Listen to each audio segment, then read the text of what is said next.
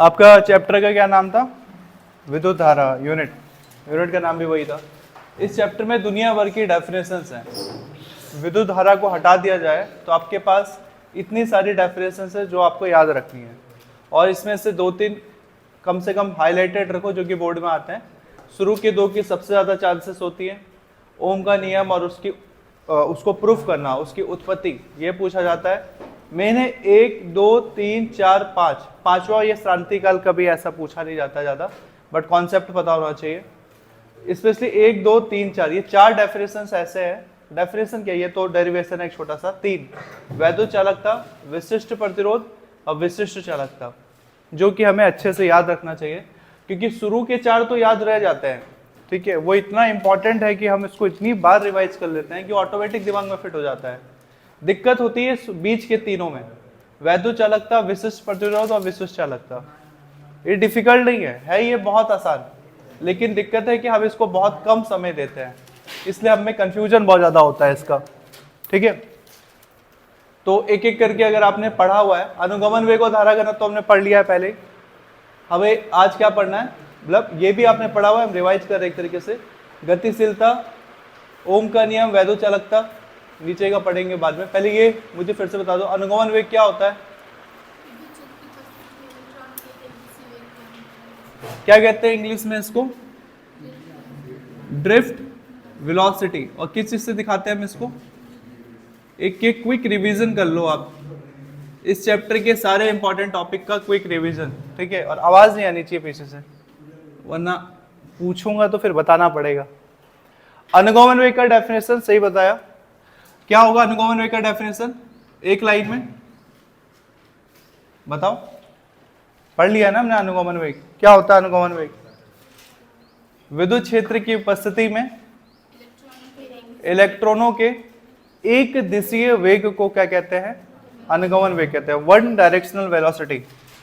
माना कि ये कोई चालक है, चालक में बहुत सारे मुक्त इलेक्ट्रॉन होते हैं, ठीक है, जो रैंडमली फैले हुए हैं, लेकिन जैसे इस चालक को विद्युत क्षेत्र की उपस्थिति में रखा जाएगा, सब एक ही दिशा में मुड़ जाएंगे, सब एक ही दिशा में मुड़ेंगे और क्या करने लगेंगे? गति करने लगेंगे। ये सबकी दिशा एक फिक्स डायरेक्शन में। तो अनुगमन में क्या है?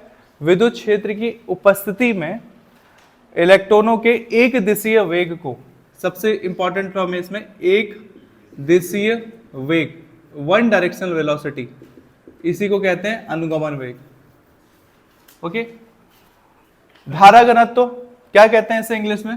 धारा को इंग्लिश में क्या कहते हैं? करंट। और घनत्व को क्या कहते हैं? डेंसिटी। Current density. धारा घनत्व तो सिंपल है। क्या है धारा घनत्व? सिंपल फॉर्मूला क्या, किस चीज से दिखाते हैं धारा घनत्व को? स्मॉल जे से दिखाते हैं, और धारा घनत्व बराबर होता है I अपॉन A। तो डेफिनेशन क्या हो जाएगी? I मतलब क्या होता है? विद्युत धारा, और A मतलब क्षेत्रफल या अनुप्रस्थ काट का क्षेत्रफल। तो हमने धारा घनत्व का सिंपल सा डेफिनेशन क्या पढ़ा था? अगर A बराबर 1 कर दिया जाए, A बराबर 1 कर दिया जाए तो I बराबर J हो जाएगा। इसका मतलब एक को हम कह सकते हैं एकांक। तो एकांक क्षेत्रफल के लिए धारा किसके बराबर होता है? धारा घनत्व के बराबर होता है। ठीक है, डेफिनेशन हम इसकी प्रॉपर डिटेल में पढ़ लिया है प्रीवियस लेक्चर में। मेन है यहां से देखो, गतिशीलता क्या होता है? इसको भी हमने फॉर्मूले से निकाला था। गतिशीलता किस चीज से दिखाते हैं? यहां से सारे डेफिनेशन देख लो एक ही बार में। ठीक है, शुरू के 2 तो इतने इंपॉर्टेंट है कि दिमाग में वैसे भी रहते हैं, नीचे वाले थोड़ा दिमाग से स्किप हो जाता है पेपर आते आते। गतिशीलता क्या बोलते हैं इसे इंग्लिश में? मोबिलिटी। फॉर्मूला सिंपल सा है गतिशीलता का। गतिशीलता को किस चीज से दिखाते हैं? इसे दिखाते हैं म्यू से। ये म्यू है, और फॉर्मूला क्या है? यह है VD upon U। E। VD का मतलब क्या है? अनुगमन वेग। ठीक है, VD का मतलब है अनुगमन वेग, और E का मतलब विद्युत क्षेत्र। तो ये होगा गतिशीलता। कैसे बनाओगे डेफिनेशन? फॉर्मूले से कैसे बन सकता है, बटे में है तो अनुगमन वेग तथा विद्युत क्षेत्र के क्या है दोनों के बीच रिलेशन, अनुपात। तो अनुगमन वेग व विद्युत क्षेत्र के अनुपात को क्या कहते हैं, गतिशीलता कहते हैं। एक लाइन का डेफिनेशन, अनुगमन वेग व विद्युत क्षेत्र के अनुपात को गतिशीलता कहते हैं। कुछ और लिखा हुआ है इसमें, मात्रक वगैरह इसका लिखा है हमने, इसका मात्रक क्या होगा, इसका मात्रक, मात्रक लिखना हो तो मात्रक भी सिंपल है, क्योंकि अच्छा ये VD में मैं भले गलती से कैपिटल V लिख दूं, लेकिन आपको ध्यान देना है वेग हमेशा क्या होता है स्मॉल लेटर में। कैपिटल लेटर में सिर्फ दो ही V होता है, या तो V का मतलब वॉल्यूम आयतन, या V का मतलब विभवांतर, ठीक है, विभव। मात्रक लिखना हो तो मात्रक देखो ऊपर क्या है वेग, वेग का मात्रक क्या होता है मीटर प्रति सेकेंड, और E विद्युत क्षेत्र का मात्रक क्या होता है, एक होता है न्यूटन प्रति कूलम, एक और मात्रक होता है, क्या मात्रक होता है E का, और वोल्ट में, वोल्ट में क्या मात्रक लिखा है आपने, कोई मात्रक नहीं लिखा है वोल्ट में। V बराबर ED होता है, तो E बराबर क्या होता है V अपॉन D। तो विभव का मात्रक क्या हुआ वोल्ट, दूरी का मात्रक क्या हुआ मीटर। इतनी जल्दी भूल गए। तो विद्युत क्षेत्र की तीव्रता का मात्रक न्यूटन प्रति कूलम भी होता है, आल्सो होता है वोल्ट प्रति मीटर। हम यहाँ पे वोल्ट प्रति क्या, पहले सुन लो, वोल्ट प्रति मीटर ही मैंने इसलिए लिया क्योंकि इसमें मीटर वाला टर्म दोबारा आ जाएगा। तो E के दो मात्रक हैं, एक है न्यूटन प्रति कूलम और एक है वोल्ट प्रति मीटर। तो हम वोल्ट प्रति मीटर वाला लेंगे क्योंकि इसमें मीटर पहले से, तो ये रिपीट हो जाएगा, सही रहेगा। तो नीचे क्या आएगा वोल्ट प्रति मीटर। सॉल्व करो इसे, जैसे मीटर प्रति सेकंड है तो ऐसे लिख सकते हैं मीटर प्रति सेकंड, और नीचे क्या है वोल्ट प्रति मीटर। जो चीज बटे के बटे में होता है कहां चला जाता है, सबसे ऊपर कौन चला गया मीटर। तो ये हो गया मीटर स्क्वायर, और नीचे क्या बच गया दोनों सेकंड और वोल्ट, तो मीटर स्क्वायर वोल्ट सेकंड। तो इसका मात्रा क्या होगा मीटर स्क्वायर वोल्ट सेकंड, ठीक है। ये स्क्वायर इसलिए हुआ क्योंकि आपका मीटर दो बार रिपीट था। तो मीटर स्क्वायर वोल्ट सेकंड किसका मात्रक है, गतिशीलता। तो ऐसे रटने की जरूरत नहीं पड़ेगी कभी भी, आपको याद नहीं भी है तो आप अपने कॉन्सेप्ट से निकाल सकते हो। गतिशीलता हो गया, क्या है अनुगमन वेग तथा विद्युत धारा के, विद्युत क्षेत्र की तीव्रता, अनुगमन वेग तथा विद्युत क्षेत्र की तीव्रता के अनुपात को गतिशीलता कहते हैं, मोबिलिटी। और मात्रक हो गया मीटर स्क्वायर वोल्ट सेकंड। अब आ गया ओम का नियम। ओम का नियम दो पार्ट में हमें पढ़ना है, ठीक है, पढ़ भी लिया है। एक आपको पढ़ना है ओम का नियम जो 10th के बेस पे है, जो सिंपल ओम का नियम है कि यदि क्या ना किया जाए, भौतिक अवस्था परिवर्तित ना की जाए तो विभवांतर धारा के समानुपाती होती है। और एक पढ़ना है आपको ओम के नियम की उत्पत्ति, कि आपका ये ओम का नियम जो 10th में आपने पढ़ा है वो प्रूव हुआ कैसे। तो उसके लिए एक डिटेल डेरिवेशन है, इसके बाद हम उसको देख लेंगे। तो अभी फिलहाल 10th के बेस के हिसाब से बताओ, ओम का नियम अभी काफी डिटेल में पढ़ना है अभी हमें। अभी तो आप बेसिक ओम का नियम पढ़ोगे V बराबर IR, उसके बाद हम उसकी डेरिवेशन देखेंगे कि वो V बराबर IR आया कैसे, हो गया वैसे वो रिवाइज कर लेंगे अगले लेक्चर में। और ओम के नियम में पढ़ेंगे कि ओम में भी दो टाइप के परिपथ होते हैं, एक होता है ओमीय परिपथ, एक होता है अनओमीय परिपथ। ओमीय परिपथ वो होता है जो ओम के नियम का पालन करता है, और जो ओम के नियम का पालन नहीं करता उसे क्या कहते हैं अनओमीय परिपथ। फिलहाल अभी के लिए देख लो ओम्स लॉ क्या है क्लास 10th के बेसिक के हिसाब से। क्या पढ़ा है आपने क्लास 10th में ओम का नियम, यदि भौतिक अवस्था में परिवर्तन ना किया जाए, किसमें परिवर्तन नहीं करना है, भौतिक अवस्था, फिजिकल स्टेट। भौतिक अवस्था का क्या मतलब होता है, भौतिक अवस्था का मतलब होता है दाब, ताप या आयतन। ये बेसिक भौतिक अवस्थाएं होती है, प्रेशर, टेम्परेचर एंड वॉल्यूम। यदि इसमें कोई परिवर्तन ना किया जाए, ठीक है, तब जो विभवांतर होता है किसके समानुपाती होता है, धारा के समानुपाती होता है। यदि भौतिक अवस्था में परिवर्तन ना किया जाए तो विभवांतर धारा के समानुपाती होता है। ये आपने 10th में पढ़ा है, इसको ज़्यादा डिटेल में पढ़ने की जरूरत नहीं है, डिटेल में आपके पास आएगा इसके बाद। जब समानुपाती का चिन्ह हटता है तो बराबर के साथ क्या लगता है? हमेशा एक नियतांक लगता है, कांस्टेंट। और यहाँ पे उस कांस्टेंट को हम किस चीज से दिखाते हैं? आर से। तो फॉर्मूला क्या हो गया? v बराबर आर आई, या फिर हम कैसे याद रखते हैं? याद रखने के लिए हम वीर याद रखते हैं ना, वीर। v बराबर आई आर, ठीक है। आर आई लिखो या आई आर लिखो, बात वही है। तो ये ओम का नियम था, जिसमें हम ओम के नियम से हम वोल्टेज, विभव, मतलब वोल्टेज मतलब विभव और धारा के बीच संबंध दिखाते थे यदि भौतिक अवस्था में परिवर्तन ना किया जाए। और संबंध सिंपल सा है, या फिर ऐसे लिखो या फिर ऐसे लिखो, v अपॉन आई हो सकता है किसके बराबर? आई को नीचे ला दोगे v के तो ये किसके बराबर आ जाएगा? या फिर ऐसे लिख सकते हो कि विभव और धारा का अनुपात प्रतिरोध के बराबर होता है। या फिर विभव और धारा का अनुपात, प्रतिरोध एक्चुअल में है क्या? नियतांक। तो विभव और धारा का अनुपात नियतांक के बराबर होता है, ठीक है। या विभव और धारा का अनुपात एक नियतांक होता है, जिसको हम किस नाम से जानते हैं? प्रतिरोध, ठीक है। और इस नियम को क्या कहते हैं? ओम का नियम, ओम्स लॉ। ये आपने 10th में भी पढ़ा है, इसको काफी डिटेल में प्रूफ किया है हमने, ठीक है। या अगले लेक्चर में फिर से कर लेंगे। ओ ये v अपॉन आई बराबर नियतांक आया कैसे? 10th तक तो हमने पढ़ा है कि बस v बराबर आई आर होता है, बट 12th में हम पढ़ेंगे आया कहां से। तो ये हो गया आपका ओम का नियम। एक लास्ट टाइम फिर से वो कर लो, बोलो जरा क्या है ओम का नियम? क्या है ओम का नियम? पीछे से भी आवाज आ रही थी, एक साथ तो बोलो कम से कम। यदि किस में परिवर्तन ना किया जाए? भौतिक अवस्था। भौतिक अवस्था क्या मतलब होता है? ताप, दाब या आयतन में परिवर्तन यदि ना किया जाए तो क्या होता है? विभवांतर धारा के समानुपाती होती है, यही ओम का नियम है।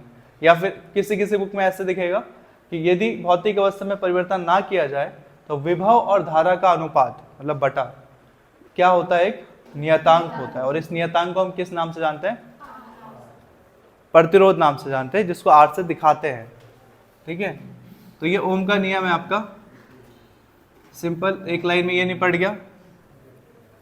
तो क्या है ओम का नियम? v बराबर या v प्रोपोर्शनल आई, ये याद रखना है, v प्रोपोर्शनल आई। और बेस में लिख देना है टेम्परेचर, प्रेशर एंड वॉल्यूम। इस बेस का मतलब होता है, कभी भी बेस में लिखा जाता है कि ये चीज परिवर्तित नहीं है, ये कांस्टेंट है। टेम्परेचर, प्रेशर, वॉल्यूम कांस्टेंट है, चेंज नहीं कर रहे हो आप, तो v प्रोपोर्शनल आई है। अगला आपके पास आ गया वैद्युत चालकता। क्या कहते हैं इसे इंग्लिश में? विद्युत को इंग्लिश में क्या कहते हैं? इलेक्ट्रिक। और चालकता को कंडक्टिविटी, या फिर इंग्लिश में इसको कहो तो इलेक्ट्रिक कंडक्टिविटी या इलेक्ट्रिकल कंडक्टिविटी आप कह सकते हो। क्या होता है वैद्युत चालकता? कंडक्टिविटी, सही बोल रहे हो। वैद्युत चालकता, ये भी एक लाइन की डेफिनेशन है इसकी। विद्युत प्रतिरोध के व्युत्क्रम को, ये सारी डेफिनेशन सीरीज से सजाई गई है। देखो प्रतिरोध वाला टर्म ओम के नियम में आ गया था, आर, ठीक है। तो इसमें विद्युत चालकता क्या है? प्रतिरोध को उल्टा कर दो, उल्टा कर देते तो हम उसको कहते हैं व्युत्क्रम, रेसिप्रोकल या इनवर्स बोलते हैं इंग्लिश में। तो आप किसको उल्टा कर रहे हो? वैद्युत प्रतिरोध के व्युत्क्रम, व्युत्क्रम मतलब उल्टा कर दो। अगर वैद्युत प्रतिरोध के व्युत्क्रम को क्या कहते हैं? वैद्युत चालकता। प्रतिरोध को किस चीज से दिखाया हमने ओम के नियम में? आर से। तो चालकता को, ये वैद्युत चालकता क्या हुआ? आर को उल्टा कर दो मतलब 1 अपॉन आर को उल्टा कर दो का मतलब ये नहीं है कि आप ऐसे बना रहे हो आर, ऐसे करके आर को उल्टा कर दिया तो ऐसे आर बना रहे हो, ये नहीं, ठीक है। 1 अपॉन आर करना है। तो ये हो गया आपका वैद्युत चालकता, प्रतिरोध का व्युत्क्रम। मात्रा क्या होगा तब? प्रतिरोध को आर से दिखाते हैं ना, आर से दिखाते हैं प्रतिरोध को। आर का मात्रक क्या होता है? प्रतिरोध का मात्रक हमें पता है क्या होता है, हम लिखते हैं ओम, या तो इंग्लिश में लिखना हो तो ऐसे लिखेंगे OHM, या फिर इसका प्रतीक लिखना हो तो कैसे दिखाते हैं? ऐसे, ये वाला ओम नहीं, पहले भी बोला है ओम का मतलब ये वाला ओम लिख के मत आ जाना, ये वाला ओम।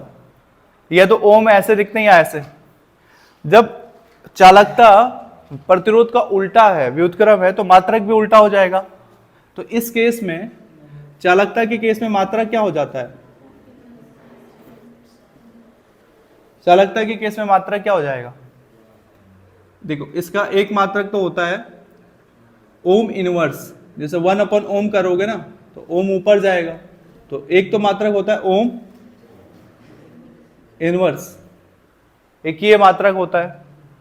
या एक और मात्रक लिखना हो तो लिखने वाले ने ज्यादा दिमाग लगाया ही नहीं है, ओम था OHM, और हमें पता है वैद्युत चालकता इसका उल्टा होता है, ओम का उल्टा, तो उसने कुछ नहीं किया, सीधा स्पेलिंग का ही उल्टा लिख दिया।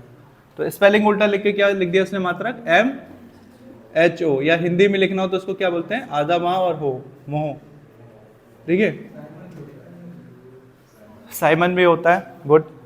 तो इसका मात्रक या तो ओम इनवर्स होता है या महो, या एक अलग मात्रक लिखा गया है इसका, ये साइंटिस्ट के नेम पर है, साइमन। इसको कैपिटल एस से दिखाते हैं क्योंकि ये साइंटिस्ट के नेम पर है। या फिर हिंदी में लिखना हो तो क्या बोल सकते हैं इसे? साइमन। साइमन में ई आएगा या आएगा? यह था ना, ई अटपटा लग रहा है, यह था साइमन।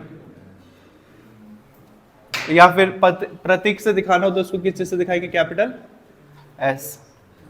तो देखो, वैद्युत चालकता क्या है? विद्युत प्रतिरोध को उल्टा।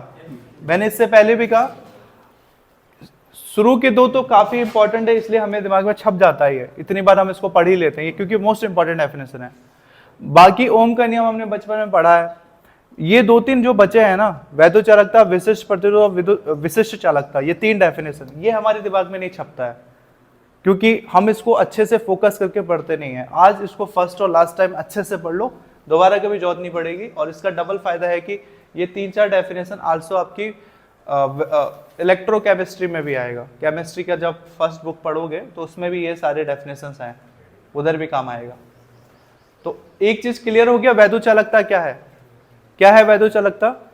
प्रतिरोध के व्युत्क्रम को, प्रतिरोध को उल्टा कर दो तो वैद्युत प्रतिरोध के व्युत्क्रम को वैद्युत चालकता कहते हैं। मात्रा क्या हो जाएगा? तो प्रतिरोध की मात्रा को उल्टा कर दो तो ओम, प्रतिरोध का मात्रा ओम होता है तो ये हो गया ओम इनवर्स। ओम को तो ये तो सबसे इजी मात्रक है, स्पेलिंग भी उल्टा कर दिया, OHM ओम लिखते हैं तो MHO महो हो गया। या फिर सबसे बेस्ट मात्रा क्या लिख सकते हो एक लाइन में आप? साइमन, या कैपिटल एस से दिखा सकते हो। तो ये हो गया आपका वैद्युत चालकता, इलेक्ट्रिकल कंडक्टिविटी।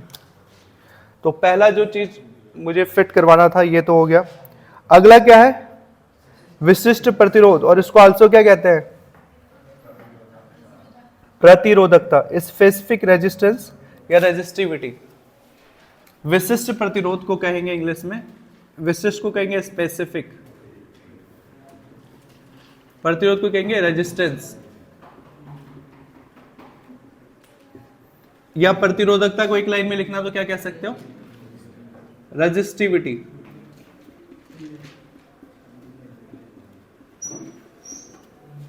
रेजिस्टिविटी, ठीक है। ऊपर वाला मिटा दे रहा हूं।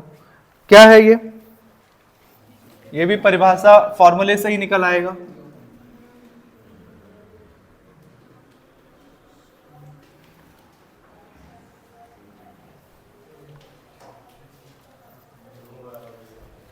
विशिष्ट प्रतिरोध या प्रतिरोधकता को हम किस चीज से दिखाते हैं? इससे दिखाते हैं, ये P की तरह से मोड़ो, ये क्या है आपका? रो। ठीक है, पहले भी बताया होगा, आज भी बता रहा हूं। P अलग होता है, ये P नहीं है, ये है ऐसे करके ऐसे मोड़ दे रहे हैं और ये गोला बना दे रहे हैं ऊपर, सिंपल। इसको हम क्या पढ़ते हैं? इसको हम पढ़ते हैं रॉ। ठीक है, फॉर्मूला क्या होता है इसका? रॉ बराबर E अपॉन जे। जे कैपिटल या स्मॉल?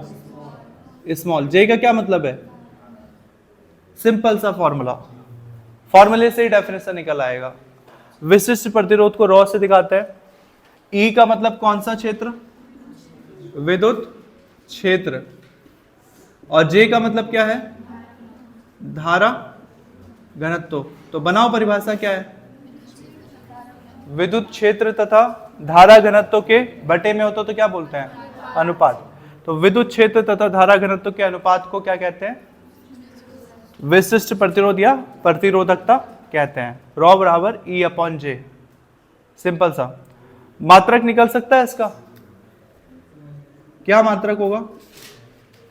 मात्रक सिंपल सा क्या है, ओम मीटर। ठीक है, इसका सिंपल मात्रक हो गया ओम मीटर।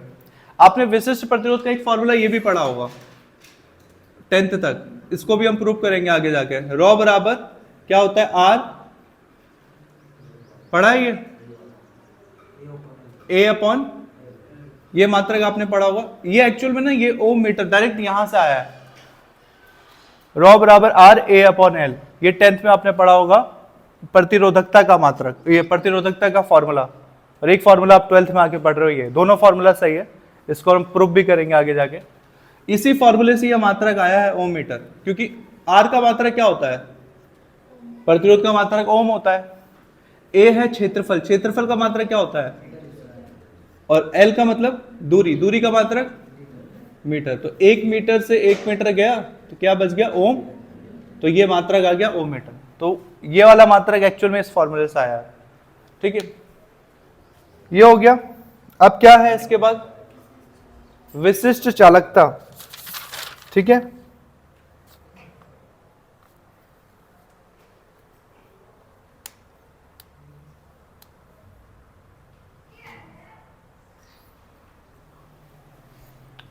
ये हो गया। इसके बाद देखो विशिष्ट चालकता क्या बोलते हैं इसे इंग्लिश में, विशिष्ट को क्या बोलते हैं, इससे स्पेसिफिक चालकता को कंडक्टिविटी। किस चीज से दिखाते हैं इसको, इसको दिखाते हैं सिग्मा। ठीक है, जिसको ये नहीं पता कि ये गोला बना के ये क्या पढ़ा जाता है, तो उसको याद रखो, इसको क्या पढ़ा जाता है, सिग्मा। ठीक है, सिग्मा बराबर क्या होता है, 1 अपॉन रॉ। ये सिंपल सा रॉ का मतलब अभी अभी ने क्या पढ़ा, रॉ किसको कहते हैं, विशिष्ट प्रतिरोध, या एक लाइन में बोलो प्रतिरोधकता। तो यहां पर क्या हुआ, यहां पर कैसे बनाया आपने फॉर्मूला, विशिष्ट ये सॉरी प्रतिरोधकता का आपने क्या किया, उल्टा कर दिया, व्युत्क्रम, जब बटे में डालोगे तो उल्टा। तो प्रतिरोधकता के व्युत्क्रम को क्या कहते हैं, विशिष्ट चालकता कहते हैं, या विशिष्ट प्रतिरोध के व्युत्क्रम को क्या कहते हैं, विशिष्ट चालकता। प्रतिरोधकता या विशिष्ट प्रतिरोध, कोई भी वर्ड यूज करो। तो ये फॉर्मूला तो बन गया, फॉर्मूले से आपका डेफिनेशन बन गया कि प्रतिरोधकता या फिर विशिष्ट प्रतिरोध के व्युत्क्रम को विशिष्ट चालकता कहते हैं। मात्रक लिखा था कुछ, मात्रक भी सिंपल हो जाएगा, गुड।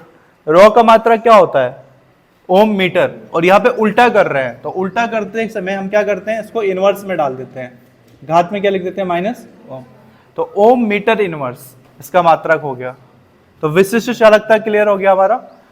विशिष्ट प्रतिरोध के व्युत्क्रम को विशिष्ट चालकता कहते हैं, मात्रक होगा ओम मीटर होल इनवर्स, होल मतलब सबका इनवर्स। तो ये 3 डेफिनेशन थे जो सबसे ज्यादा फोकस करना है हमें, क्योंकि यही 3 हम सबसे ज्यादा भूलते हैं, वैद्युत चालकता, प्रतिरोधकता, विशिष्ट चालकता। क्या है वैद्युत, ये उल्टा चलते हैं, क्या है विशिष्ट चालकता, विशिष्ट प्रतिरोध के व्युत्क्रम को विशिष्ट चालकता कहते हैं। तो यहां से याद रखो, विशिष्ट चालकता विशिष्ट प्रतिरोध रिलेटेड है। फिर प्रतिरोधकता क्या होता है, E अपॉन जे, विद्युत क्षेत्र तथा धारा घनत्व के अनुपात को प्रतिरोधकता या विशिष्ट प्रतिरोध कहते हैं। वैद्युत चालकता क्या है, वैद्युत चालकता क्या था, वैद्युत प्रतिरोध आपका 1 अपॉन आर, मतलब प्रतिरोध का व्युत्क्रम क्या कहलाता है, वैद्युत चालकता। ओके, तो ये 3 डेफिनेशन सबसे ज्यादा चांसेस होती हैं भूलने की। इंपॉर्टेंट नहीं कह रहा हूं, इंपॉर्टेंट तो वो शुरू के हैं ही है, मोस्ट इंपॉर्टेंट, फिर ओम का नियम उससे ज्यादा इंपॉर्टेंट। लेकिन ये अगर पूछ दिया जाए तो अब कुछ ना कुछ ब्लंडर करके जरूर आओगे, इधर का उधर लेकर के जरूर आओगे, एक ही जैसा है, इसीलिए एक बार इसको क्लियर कर लो अच्छे से। पहला वाला वैद्युत चालकता क्या है, प्रतिरोध के व्युत्क्रम को, और विशिष्ट चालकता क्या है, देखो आप अक्सर ना जो ब्लंडर है यहां करोगे, वैद्युत चालकता और विशिष्ट चालकता में, वैद्युत चालकता में प्रतिरोध का व्युत्क्रम होता है और विशिष्ट चालकता में विशिष्ट प्रतिरोध का व्युत्क्रम होता है। ये याद रखो, चालकता वाले दोनों हैं, बस ये देखो ये विशिष्ट चालकता है तो इसमें व्युत्क्रम किसका है, विशिष्ट प्रतिरोध का। और जब चालकता हो सिंपल तो वहां पे सिंपल प्रतिरोध का, मतलब सिर्फ प्रतिरोध का व्युत्क्रम है। तो समझ गए, वैद्युत चालकता क्या है? प्रतिरोध के व्युत्क्रम को वैद्युत चालकता कहते हैं। और विशिष्ट चालकता क्या है? विशिष्ट प्रतिरोध के व्युत्क्रम को क्या कहते हैं? विशिष्ट चालकता कहते हैं। और बीच में ये बच गया प्रतिरोधकता क्या है? तो प्रतिरोधकता सिंपल है, विद्युत क्षेत्र तथा धारा घनत्व के अनुपात को प्रतिरोधकता या फिर क्या कहते हैं? विशिष्ट प्रतिरोध कहते हैं। तो इसमें डाउट है आपसे कुछ? ठीक है, थे ये तीनों सिंपल, लेकिन इसमें बहुत कंफ्यूज होते हैं हम। विशिष्ट चालकता और धारा घनत्व के बीच एक रिलेशन है, उसको देखेंगे। एक और रिलेशन है, एक और रिलेशन हमें इसके साथ करना है। जैसे मैंने बताया ना, रॉ बराबर ए अपॉन जे होता है। जबकि आपने 10th में ये फॉर्मूला पढ़ा है, रॉ बराबर आर ए अपॉन, ये आपने 10th में पढ़ा है। तो आखिर ये आया कहां से था 10th में? तो ये आया था, ये वाला फॉर्मूला आया था आपके ई अपॉन जे वाले फॉर्मूले से। तो एक डेरिवेशन हमें इसके लिए भी करना है। ठीक है, तो आपके पास एक डेरिवेशन करना है, उसको प्रूफ करने के लिए, एक विशिष्ट चालकता और धारा घनत्व में संबंध प्रूफ करने के लिए, और लास्ट में क्या बच गया आपके पास? श्रांति काल। देखो इसको भी निपटा लो। विशिष्ट चालकता और धारा घनत्व में रिलेशन कैसे दिखाओगे आप? धारा घनत्व को किस चीज से? रिलेशन का मतलब क्या होता है? एक ऐसा फॉर्मूला हमें चाहिए जिस फॉर्मूले में कौन आते हो? ये भी आए और ये भी आए। विशिष्ट चालकता को किस चीज से दिखाते हैं हम? मतलब एक फॉर्मूले में सिग्मा भी आए और धारा घनत्व किस चीज से दिखाते हैं? जे। मतलब सिग्मा और जे एक साथ आए, ऐसा कोई फॉर्मूला हम बना सकते हैं कि नहीं? तो बन सकता है आपका ये फॉर्मूला, बस यहां से बना लो। विशिष्ट चालकता को किस चीज से दिखाते हैं? 1 अपॉन रॉ, और रॉ को किस चीज से दिखाते हैं? ई अपॉन दे। बस इन दोनों फॉर्मूले को मिक्स कर देना है, मिक्स कर दो, बन जाएगा। ठीक है, एक मिक्सर लो, उसमें डालो, ऑन करो, उससे आवाज आएगा, मिक्स हो जाएगा। तो विशिष्ट चालकता और धारा घनत्व के बीच सिंपल संबंध क्या है? एक लाइन में अगर लिखना हो, चूंकि आप लिख सकते हो विशिष्ट चालकता बराबर, या फिर सिंपल लिखना है सिग्मा बराबर, चूंकि विशिष्ट चालकता सिग्मा बराबर कितना होता है? 1 अपॉन रॉ होता है। ठीक है, ये हो गया आपका इक्वेशन 1 रॉ। और सेकंड, तथा रॉ क्या है? रॉ की वैल्यू कितनी है? ई अपॉन जे। और रॉ को बोलते हैं क्या है? विशिष्ट प्रतिरोध या फिर प्रतिरोधकता। चूंकि सिग्मा बराबर 1 अपॉन रॉ तथा विशिष्ट प्रतिरोध रॉ बराबर कितना होता है? ई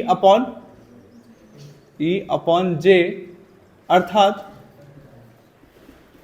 चाहो तो इसे इक्वेशन डालो, इक्वेशन 1 और 2 से, या फिर इक्वेशन 2 का मान इक्वेशन 1 में रखने पर, जो बचपन में आप लिखते थे ऐसे। अब उस लेवल से काफी ऊपर उठ चुके हो और ये सब का टेंशन नहीं, सीधा लिखो।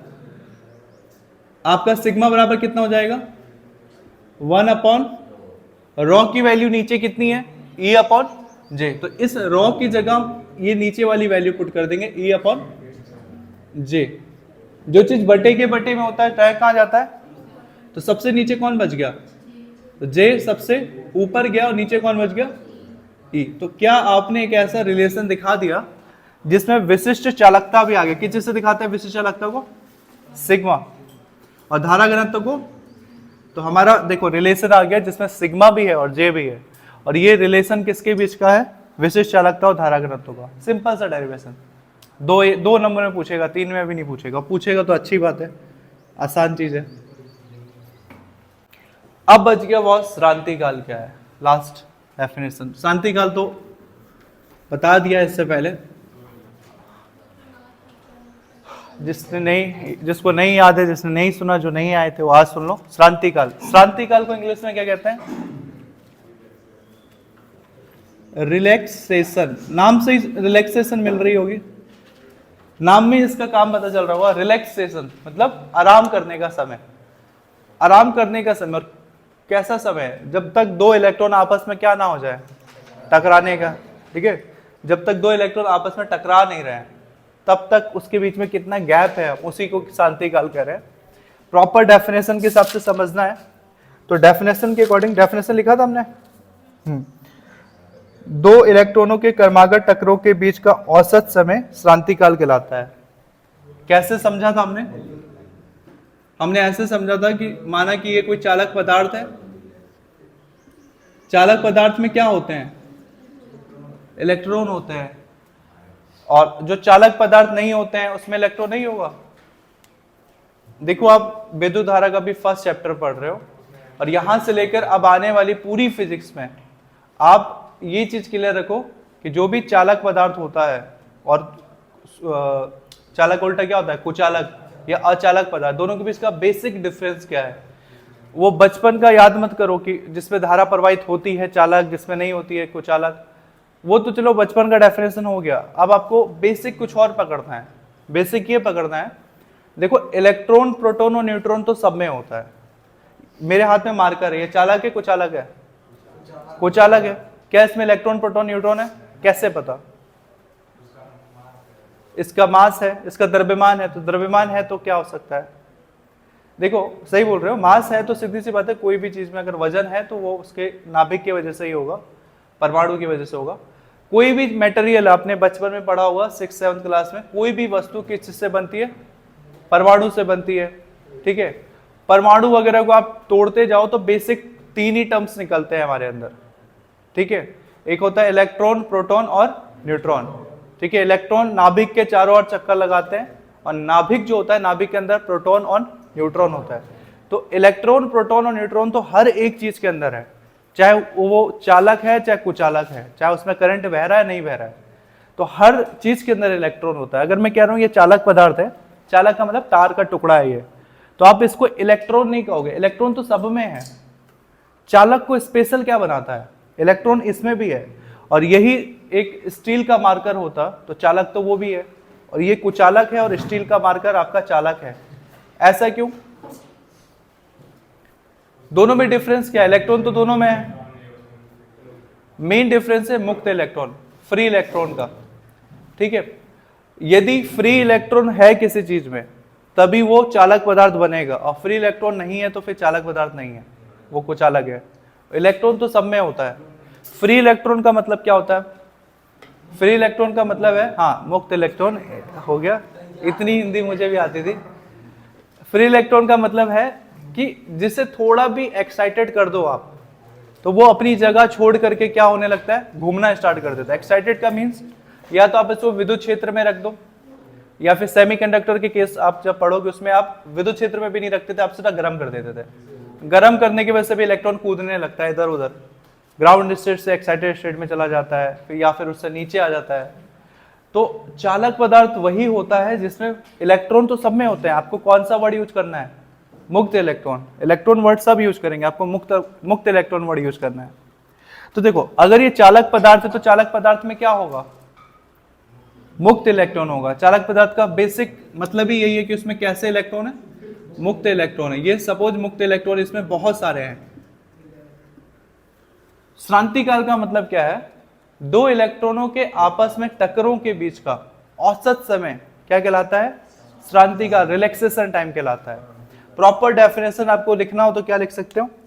दो इलेक्ट्रॉन के क्रमागत टक्करों के बीच का औसत समय अंतराल, गैप। ठीक है, उसी को क्या कहते हैं? श्रांतिकाल कहते हैं। ओके, श्रांतिकाल को किस चीज से दिखाते हैं? देखो काल होता है समय, समय को हम नॉर्मली किस चीज से दिखाते हैं? टी से, लेकिन ये समय नहीं है, यह है श्रांतिकाल। ठीक है, तो श्रांतिकाल को हम टी से ना दिखा करके किससे दिखाते हैं? ये टाउ, या फिर इसको क्या पढ़ते हैं? टाउ। ठीक है, कैपिटल जे को छोटा करो, ठीक है, छोटा करके इसको उल्टा कर दो। पहले ही बताया कैपिटल जे ऊपर से मारो क्या हो गया? छोटा हो गया, और छोटा करके आप उसको क्या कर दो? पलट दो, तो ये बन गया आपका टाउ। टाउ नहीं टाउ, टाउ, या फिर टाउ बोलो या टाउ बोलो। तो टाउ से आप किसको दिखाते हो? श्रांतिकाल को। तो हो गया सारी चीजें कंप्लीट। क्या क्या कंप्लीट हुआ आपका? अनुगमन वेग। एक लाइन में क्या डेफिनेशन है? इलेक्ट्रॉनों, विद्युत क्षेत्र की उपस्थिति में इलेक्ट्रॉनों के एक दिशीय वेग को अनुगमन वेग कहते हैं। मेरे साथ रिपीट करते रहना। धारा घनत्व तो क्या होता है? I अपॉन ए। आई मतलब धारा और ए मतलब क्षेत्रफल। और यदि क्षेत्रफल को एक कर दिया जाए तो क्या होगा? एकांक क्षेत्रफल या इकाई क्षेत्रफल। इकाई क्षेत्रफल के लिए धारा घनत्व के बराबर होती है, या एकांक क्षेत्रफल के लिए धारा घनत्व के बराबर होती है। मोबिलिटी, गतिशीलता, वीडी अपॉन ई। वीडी का मतलब ई का मतलब, तो अनुगमन वेग और विद्युत क्षेत्र के अनुपात को गतिशीलता कहते हैं। ओम का नियम तो बचपन से पढ़ रहे हैं। भौतिक अवस्था में परिवर्तन ना किया जाए, कौन कौन सी भौतिक अवस्था? ताप, दाब और आयतन। यदि भौतिक अवस्था अर्थात ताप, दाब व आयतन में परिवर्तन ना किया जाए तो विभव धारा के समानुपाती होती है, यही ओम का नियम है। वैद्युत चालकता मोस्ट इंपॉर्टेंट, ये तीन है क्योंकि ये तीन के भूलने की चांसेस सबसे ज्यादा है, सबसे ज्यादा हम इसको भूलेंगे। वैद्युत चालकता क्या है? वैद्युत चालकता में याद रखो सिंपल प्रतिरोध, सामान्य सिर्फ प्रतिरोध वर्ड यूज करना है। वैद्युत चालकता में प्रतिरोध और विशिष्ट चालकता में विशिष्ट प्रतिरोध। तो वैद्युत चालकता क्या है? प्रतिरोध के व्युत्क्रम को वैद्युत चालकता कहते हैं, जबकि विशिष्ट चालकता क्या है? विशिष्ट प्रतिरोध के व्युत्क्रम को विशिष्ट चालकता कहते हैं। बाकी बीच में बच गया ये प्रतिरोधकता या विशिष्ट प्रतिरोध, E अपॉन जे। ई को क्या कहते हैं? जे को, तो विद्युत क्षेत्र और धारा घनत्व के अनुपात को विशिष्ट प्रतिरोध या प्रतिरोधकता कहते हैं। और क्रांतिकाल पता ही है क्या? क्रांतिकाल दो इलेक्ट्रॉनों के क्रमागत टक्करों के बीच का औसत समय काल या समय अंतराल क्रांतिकाल कहलाता है। ओके, इसे टाउ से दिखाते हैं। और किसी भी धातु के लिए सामान्यतः ये क्रांतिकाल कितना माना जाता है? 10⁻⁻14 सेकेंड। किसी भी धातु का सामान्य क्रांतिकाल माना जाता है। अब इतना फैक्चुअल क्वेश्चन आपको बोर्ड एग्जाम्स में चांसेस थोड़ा कम है कि पूछे, लेकिन हो सकता है कॉम्पिटिटिव एग्जाम्स में आपसे पूछे। ठीक है, पढ़ा हुआ कभी भी काम ही आएगा। हो सकता है कभी एक ऐसा क्वेश्चन बन जाए जो उस एग्जाम में सबको टफ लग रहा है कि धातु का क्रांतिकाल पूछा गया है, बट आपने ये बचपन में पढ़ा है, मतलब 2-4-5 साल बाद ये बचपन ही होगा 12th आपके लिए। तो आपने बचपन में क्या पढ़ा है? 10⁻⁻14 क्या क्रांतिकाल है। ठीक है, मैं इसलिए बोल रहा हूँ क्योंकि मैंने ये एग्जाम में देखा हुआ है ये क्वेश्चन। ठीक है, एक में रिलेशन कौन सा बता रहा था आपको? आपने रॉ पढ़ा है, रॉ की वैल्यू कितनी आई? E अपॉन जे। और हमने 10th क्लास में रॉ की वैल्यू पढ़ी है RA अपॉन L। दोनों वैल्यू कैसे आती है, इसके वो कैसे प्रूव होगा? इस फॉर्मूले से वो वाला फॉर्मूला कैसे प्रूव होगा? Raw equal A upon L वाला फॉर्मूला। तो वो भी कुछ नहीं है, 3 फॉर्मूले अलग अलग है, उन तीनों फॉर्मूलों को आपको आपस में जोड़ देना है। एक फॉर्मूला आपका विद्युत क्षेत्र का है जो वेद वाले फॉर्मूले से निकालेंगे, एक धारा घनत्व का है, एक आपका विशिष्ट प्रतिरोध का है। देखो ये वाला फॉर्मूला हम खोल रहे हैं और वो आंसर लाएंगे जो हमने बचपन से पढ़ा हुआ है। रॉ बराबर कितना होता है? RA upon L। ये हमने पढ़ा है 10th में, बट ये आया कैसे, 10th क्लास में कैसे प्रकट हो गया था इसको समझो। सपोज कर लो सिंपल सा, मैंने मिटा दिया। सपोज ये एक चालक पदार्थ है, चालक पदार्थ की लंबाई कितनी है? चालक पदार्थ मतलब कोई तार समझ लो, वायर की लंबाई कितनी है? L लंबाई की एक वायर है। इस L लंबाई के वायर में वोल्टेज जो सप्लाई दी जा रही है वो V है और विद्युत क्षेत्र कितना है? E है। तो इस केस में इसका विद्युत क्षेत्र कितना होगा? इन तीनों की भी डिफरेंस कह रहा हूं, रिलेशन क्या हो सकता है? विद्युत क्षेत्र निकालना है, क्या होगा? 2-3 फॉर्मूला में पूरी फिजिक्स में बार बार रिपीट कर रहा हूं। वीर याद रखो, V बराबर IR, और दूसरा याद रखो वेद, V बराबर ED। यहां पे भी D की जगह, डिस्टेंस की जगह क्या यूज कर दिया है? L यूज कर दिया है बस। तो फॉर्मूला हमें पढ़ा हुआ है इससे पहले भी। ठीक है, V बराबर क्या होता है? ED होता है, बट D की जगह हमने क्या ले लिया है? L। ये बट हमें V नहीं चाहिए, हमें क्या चाहिए? E चाहिए, E। तो E बराबर क्या हो जाएगा? E बराबर V अपॉन L। तो हमें एक फॉर्मूला तो आ गया E, इसको साइड पे रखना है। अब इस फॉर्मूले के बाद हमें एक और फॉर्मूला याद रखो। हमने E क्यों लाया? क्योंकि हम इसमें ही वैल्यू रख रहे हैं, इसमें ऊपर E है तो हमने E ला दिया। अब नीचे क्या है? अब J भी लाना है। J का मतलब क्या होता है? धारा घनत्व। तो धारा घनत्व J बराबर कितना होता है? I अपॉन, ये होता है I अपॉन A। तो 2 वैल्यू आ गई आपको, एक इक्वेशन 1 आ गया, एक इक्वेशन 2 आ गया। एक में आपने E की वैल्यू लाई, एक में J की। अब इन दोनों की वैल्यू को इस फॉर्मूले में पुट कर देना है। ठीक है, अतः या फिर इक्वेशन 1 और 2 से, जिसको डिटेल में लिखना है लिखना, फ्रॉम इक्वेशन 1 एंड 2। ठीक है, अतः विशिष्ट प्रतिरोध या प्रतिरोधकता किस चीज से दिखाते हैं? रॉ बराबर कितना होता है? E अपॉन जे होता है। बस इक्वेशन 1 की वैल्यू पुट करो, E की वैल्यू कितनी है? V upon L. और इक्वेशन 2 पुट करो, J की वैल्यू कितनी है? I upon A, I upon A. जो चीज बटे के बटे में होता है क्या होता है? तो डायरेक्ट ऊपर जाता है। तो रॉ बराबर सबसे नीचे कौन है? तो एक किसके साथ चला गया? V के साथ ऊपर। बीच में कौन बचे? L और, तो ये बच गया I और L, ये अकेले बच गए। हमने पढ़ा है V अपॉन I किसे कहते हैं? R को कहते हैं। ये क्लास 10th में ओम का नियम आपने पढ़ा है। V अपॉन I बराबर क्या होता है? R। तो ये हो गया R V अपॉन I की जगह, और ये क्या बच गया? A upon L। तो यही फॉर्मूला आपने पढ़ा हुआ है, यहाँ लिखा भी था। यही फॉर्मूला आपने 10th क्लास में पढ़ा था। ये रॉ ऐसे आया इस फॉर्मूले से। ओके, तो इसके बाद ये तो हो गया आपके बेसिक डेफिनेशन वगैरह। इसके बाद कल क्या रिवाइज करना है हमें? ओम के नियम का उत्पत्ति।